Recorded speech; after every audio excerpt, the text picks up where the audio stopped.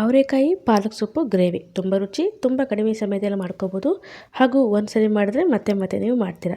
Taste ಕೂಡ ತುಂಬ ಸೂಪರಾಗಿರುತ್ತೆ.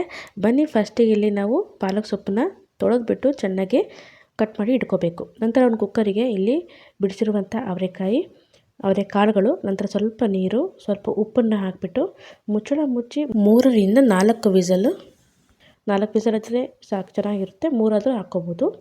ನಂತರ ಬೆಂದಾದಮೇಲೆ ಇಲ್ಲಿ ಒಂದು ಪ್ಯಾನ್ ತೊಗೊಂಡಿದ್ದೀನಿ. ಪ್ಯಾನಿಗೆ ಸ್ವಲ್ಪ ಎಣ್ಣೆನ ಹಾಕಿ ಇಲ್ಲಿ ಪಾಲಕ್ ಸೊಪ್ಪನ್ನು ನೋಡಿ ಈ ರೀತಿಯಾಗಿ ಚೆನ್ನಾಗಿ ತೊಳೆದ್ಬಿಟ್ಟು ಕಟ್ ಮಾಡಿ ಇಟ್ಕೊಂಡಿದ್ದೀನಿ.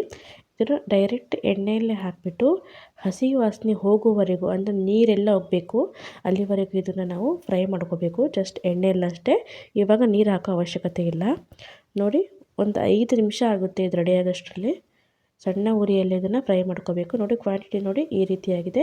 ಮತ್ತು ಆಲ್ಮೋಸ್ಟ್ ನೀರೆಲ್ಲ ಹೋಗಿದೆ. ನೋಡಿ, ಹೋಗ್ತಾ ಬರ್ತಿದೆ ನೀರು, ಪೂರ್ತಿಯಾಗಿ ನೀರು ಹೋಗಬೇಕು. ಅಲ್ಲಿವರೆಗೂ ಇದನ್ನು ಫ್ರೈ ಮಾಡ್ಕೊಂಬಿಟ್ಟು ಈಗ ಒಂದು ಪ್ಲೇಟಲ್ಲಿ ತೆಗೆದಿಟ್ಕೊಳ್ತೀನಿ ಇದನ್ನು ನಾನು. ನೋಡಿ, ಇಷ್ಟು ಪಾಲಕ್ ಸೊಪ್ಪು ಹಾಕಿದ್ರೆ ಇಷ್ಟೇ ಎಷ್ಟಾಗುತ್ತೆ. ನಂತರದಲ್ಲಿ ಇದೇ ಒಂದು ಪ್ಯಾನ್ಗೆ ಮತ್ತೆ ನಾನು ಎಣ್ಣೆನ ಹಾಕ್ತಾಯಿದ್ದೀನಿ. 2ರಿಂದ 3 ಟೇಬಲ್ ಸ್ಪೂನ್ ಎಣ್ಣೆ ಹಾಕಿ, ಎಣ್ಣೆ ಸ್ವಲ್ಪ ಬಿಸಿ ಆದಮೇಲೆ ಇದಕ್ಕೆ ಒಂದು 3/4 ಚಮಚದಷ್ಟು ಜೀರಿಗೆನ ಹಾಕ್ತಾಯಿದ್ದೀನಿ. ನಂತರ ಇಲ್ಲಿ ಸಣ್ಣದಾಗಿ ಕಟ್ ಮಾಡಿರುವಂಥ ಈರುಳ್ಳಿನ ಕೂಡ ಹಾಕ್ತಾಯಿದ್ದೀನಿ. ಈಗ ಈರುಳ್ಳಿ ಚೆನ್ನಾಗಿ ಬ್ರೌನ್ ಕಲರ್ ಆಗಬೇಕು, ಅಲ್ಲಿವರೆಗೂ ಇದನ್ನು ಫ್ರೈ ಮಾಡ್ಕೋಬೇಕು. ಜೊತೆಗೆ ಸ್ವಲ್ಪ ಉಪ್ಪು ಬೇಕಾದರೆ ಹಾಕ್ಕೋಬೋದು ನೀವು. ನೋಡಿ, ಇವಾಗ ಸ್ವಲ್ಪ ಹೊತ್ತು ಆದಮೇಲೆ ಕಲರ್ ಕೂಡ ಚೇಂಜ್ ಆಗ್ತಾ ಬರ್ತಾ ಇರುತ್ತೆ.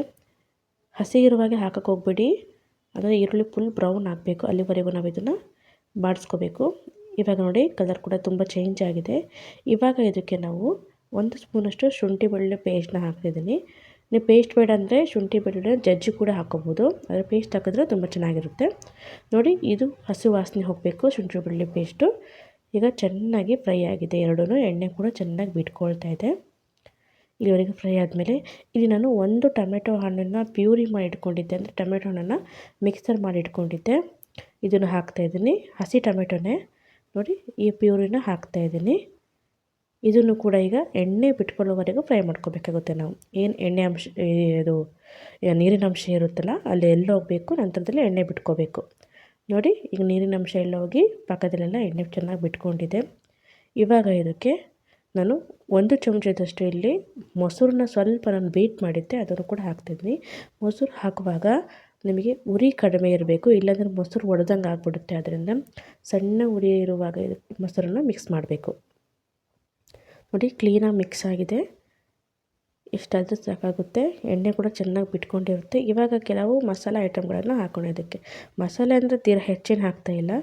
ಇಲ್ಲಿ ನಾನು ಸ್ವಲ್ಪ ಅರಿಶಿನ ಪೌಡ್ರು, ಖಾರಕ್ಕೆ ತಕ್ಕ ಹಾಗೆ ಖಾರದ ಪುಡಿನ ಹಾಕ್ತಾಯಿದ್ದೀನಿ. ಫಸ್ಟ್ ಖಾರದ ಪುಡಿ ಹಾಕ್ಕೊಳ್ಳಿ, 1 ಚಮಚದಷ್ಟು ಖಾರದ ಪುಡಿ. ನಂತರ 1 ಚಮಚದಷ್ಟು ಧನಿಯಾ ಪುಡಿ, 1/4 ಚಮಚದಷ್ಟು ಇಲ್ಲಿ ಅರಿಶಿನ ಪುಡಿ, ಇಷ್ಟನ್ನು ಹಾಕಿ ಜೊತೆಗೆ 1/4 ಚಮಚದಷ್ಟು ಇಲ್ಲಿ ಗರಂ ಮಸಾಲ ಕೂಡ ಹಾಕಿದ್ದೀನಿ.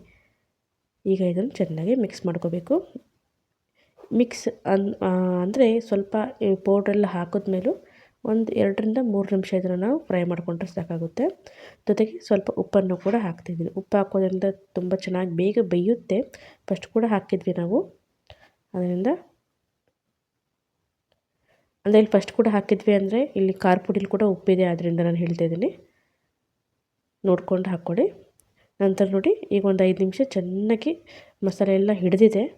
ಇವಾಗ ಇದಕ್ಕೆ ನಾವು ಬೇಯಿಸಿರುವಂತಹ ಅವರೆಕಾಳನ್ನು ಹಾಕ್ತಾಯಿದ್ದೀವಿ. ಇದು ಬಿಡಿಸಿರುವಂಥ ಅವರೆಕಾಳನ್ನ ತಂದಿದ್ವಿ ಅಂಗಡಿಯಿಂದನೇ ನಾವು, ಅದರಿಂದ ಇದರಲ್ಲಿ 2 ಕಾಳು ಯಾವುದೋ ಬೇರೆ ಇದೆ, ಇದರಲ್ಲಿ ನಡೆಯುತ್ತೆ. ಇವಾಗ ನೋಡಿ, ಅವರೆಕಾಳು ಹಾಕಿಬಿಟ್ಟು ಚೆನ್ನಾಗಿ ಮಿಕ್ಸ್ ಮಾಡ್ಕೊಳ್ಳಿ. ಇವಾಗ ಇದಕ್ಕೆ ನಾವು ಸ್ವಲ್ಪ ನೀರನ್ನು ಕೂಡ ಮಿಕ್ಸ್ ಮಾಡ್ಕೋಬೇಕಾಗುತ್ತೆ, ಯಾಕಂದರೆ ತುಂಬ ಗಟ್ಟಿಯಾದರೆ ಚೆನ್ನಾಗಿರಲ್ಲ. ಅದರಿಂದ ನೋಡಿಬಿಟ್ಟು ಸ್ವಲ್ಪ ನೀರನ್ನು ಮಿಕ್ಸ್ ಮಾಡ್ಕೊಳ್ಳಿ. ಉಪ್ಪು ಬೇಕಾದರೆ ಉಪ್ಪನ್ನ ಹಾಕ್ಕೊಳ್ಳಿ. ನೋಡಿ, ಚೆನ್ನಾಗಿ ಮಿಕ್ಸ್ ಆಗಿ ಇದನ್ನು ಮುಚ್ಚಳ ಮುಚ್ಚಿ ಮತ್ತೊಂದು 3ರಿಂದ 4 ನಿಮಿಷದಿಂದ ಬೇಯಿಸಿದರೆ ತುಂಬ ಚೆನ್ನಾಗಿರುತ್ತೆ. ನೋಡಿ, ನಾನು ಮುಚ್ಚಳ ಮುಚ್ಚಿ ಬೇಯಿಸ್ತೀನಿ. ನೋಡಿ, ಇವಾಗ ಮುಚ್ಚಳ ಓಪನ್ ಮಾಡಿದ್ದೀನಿ, ಇಷ್ಟು ಗಟ್ಟಿಯಾಗಿದೆ. ಇದು ಬರ್ತಾ ಬರ್ತಾ ಸ್ವಲ್ಪ ಮತ್ತೆ ಗಟ್ಟಿ ಆಗ್ತಾ ಬರುತ್ತೆ. ಇವಾಗ ನಾವು ಫ್ರೈ ಮಾಡಿಟ್ಟಿರುವಂಥ ಪಾಲಕ್ ಸೊಪ್ಪನ್ನ ಹಾಕ್ತಾಯಿದ್ದೀವಿ. ನೋಡಿ, ಕ್ವಾಂಟಿಟಿ ಇಷ್ಟು ಕಾಣ್ತಾ ಇದೆ. ಈಗ ಇದನ್ನು ಚೆನ್ನಾಗಿ ಮಿಕ್ಸ್ ಮಾಡ್ಕೋಬೇಕು, ಎಲ್ಲ ಒಂದು ಕಡೆ ತಾಗಬೇಕಿದು, ಯಾಕೆಂದರೆ ಸ್ವಲ್ಪ ಗಂಟು ಥರ ಆಗಿರುತ್ತಲ್ವ. ಈಗ ಚೆನ್ನಾಗಿ ಮಿಕ್ಸ್ ಮಾಡಿಕೊಂಡ್ರೆ ಕರೆಕ್ಟಾಗಿ ಆಗುತ್ತೆ. ಮೇಲಿಂದ ಸ್ವಲ್ಪ ಕೊತ್ತಂಬರಿ ಸೊಪ್ಪು ಕೂಡ ನೀವು ಹಾಕ್ಕೋಬೋದು. ನೋಡಿ, ಇವಾಗ ಸ್ವಲ್ಪ ಮಿಕ್ಸ್ ಮಾಡ್ತಾ ಸ್ವಲ್ಪ ಗಟ್ಟಿ ಬರ್ತಾ ಹೋಗ್ತಾ ಇರುತ್ತೆ. ಈ ರೀತಿಯಾಗಿ ನೀವು ಕೂಡ ಒಂದ್ಸರಿ ಮಾಡಿ ನೋಡ್ಕೊಳ್ಳಿ, ತುಂಬ ಚೆನ್ನಾಗಿರುತ್ತೆ. ಬರೀ ಅವರೆಕಾಯಿ ಅಂತಲ್ಲ, ಬಟಾಣಿ ಇರ್ಬೋದು, ಕಡಲೆ ಇರ್ಬೋದು, ಈ ಮೆಥಡಲ್ಲಿ ಮಾಡ್ಕೊಳ್ಳಿ, ತುಂಬ ರುಚಿಯಾಗಿ ಬರುತ್ತೆ. ಇವಾಗ ನೋಡಿ, ಮತ್ತು ಇದಕ್ಕೆ ಮೇನಾಗಿ ಮೆಂತ್ಯ ಸೊಪ್ಪು ಹಾಕೋದು ತುಂಬ ಚೆನ್ನಾಗಿ ಬರುತ್ತೆ, ಅದನ್ನು ಕೂಡ ಸೂಪರಾಗಿರುತ್ತೆ ಮೆಂತ್ಯ ಸೊಪ್ಪಿಂದು. ನೋಡಿ ಇವಾಗ ಚೆನ್ನಾಗಿ ಮಿಕ್ಸ್ ಆಗಿದೆ. ಇವಾಗ ನಾನು ಮೇಯ್ನಾಗಿ ಇದಕ್ಕೆ 1 ಚಮಚದಷ್ಟು ಇಲ್ಲಿ ಕ್ರೀಮ್ನ ಹಾಕ್ತಾಯಿದ್ದೀನಿ. ಏನು ಕ್ರೀಮ್ ಅಂದರೆ ಹಾಲಿನ ಕೆನೆನ ಹಾಕ್ತಾಯಿದ್ದೀನಿ. ನೀವು ಫ್ರೆಶ್ ಕ್ರೀಮ್ ಅಂಗಡಿಯಲ್ಲಿ ಸಿಗುತ್ತಲ್ಲ ಫ್ರೆಶ್ಶಾಗಿ, ಆ ಕ್ರೀಮ್ ಬೇಕಾದರೆ ಹಾಕ್ಬೋದು. ಜಸ್ಟ್ ನನ್ನ ಮನೇಲಿರುವ ಹಾಲಿನ ಕೆನೆನ ಹಾಕಿದ್ದೀನಿ.